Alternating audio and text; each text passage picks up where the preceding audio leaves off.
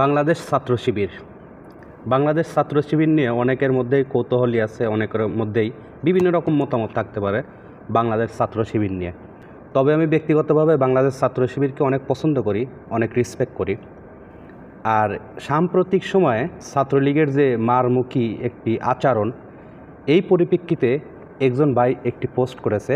সেই পোস্টের নিচে মানুষ কিভাবে মন্তব্য করেছে সেটা আপনাদেরকে দেখাই। দেখুন কত সুন্দর তাদের দৃষ্টিভঙ্গি। ছাত্রলীগ বা ছাত্র শিবির এই দুটি যদি এক জায়গায় করা যায়, কে পছন্দ করবে ছাত্রলীগকে, কে পছন্দ করবে ছাত্র শিবিরকে। যেমনটি একজন ছাত্রলীগের যদি কোনো কর্মী যদি মৃত্যুবরণ করে, কিছুদিন আগে 2 দিন আগে হয়তো বা এই ব্যক্তিটি মারা গেছে, প্রতিটি ব্যক্তি আলহামদুলিল্লাহ ঈদ লেগে যায়। এখন আমি বলতেছি কি, ছাত্র শিবির কিসের জন্য তাদের প্রয়োজন? তারা তো আর বিডিআর না, তারা তো আর আর্মি না, তারা তো আর পুলিশ না, কোনো কিছু তা তো না, তারা তো আর কোনো প্রশাসনের লোক না। তারা জাস্ট একটি ছাত্র সংগঠন, ছাত্র শিবির, যাদের ডিসিপ্লিন, যাদের একনিষ্ঠা বা যাদের ব্যক্তিত্ব বা যাদের নেতৃত্ব কতটা স্পষ্ট, কতটা সুশৃঙ্খল, যা ভাষায় প্রকাশ করার মতন না ছাত্র শিবিরের মধ্যে। আর ছাত্র শিবির এই জন্য প্রতিটি মানুষ বিশ্বাস করে। যেরকম আমরা ইতিপূর্বে আমরা দেখেছি, আর্মি সম্পর্কে মানুষের এতটা ধারণা ছিল, কোনো জাতি যদি ভোটাভুটি হতো, যদি একবার যদি কেউ শুনতো যে এইখানে কিন্তু আর্মি কিন্তু মাঠে নামিছে, তাহলে কিন্তু সেই এলাকায় কিন্তু লোকজন দেখা যেত না।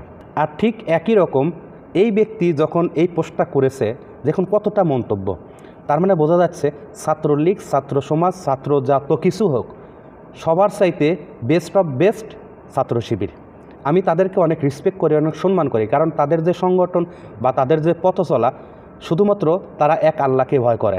এমন মানুষের যে চিন্তা ধারণা, মানুষের যে ভালোবাসা, মানুষের ভিতর থেকে যে ভালোবাসা, এই পোস্টে কিন্তু অনেক কিছু বোঝা যায় যে আসলে ছাত্র শিবিরকে মানুষ কতটা ভালোবাসে, কতটা বিশ্বাস করে।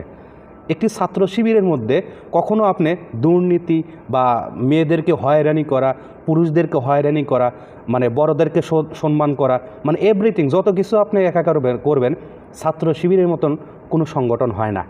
তাই আমি সর্বশেষে ছাত্র শিবিরের যত কর্মী বা যত ভাই আছে, তাদেরকে আমি অনেক সম্মান করে, অনেক রেসপেক্ট করি।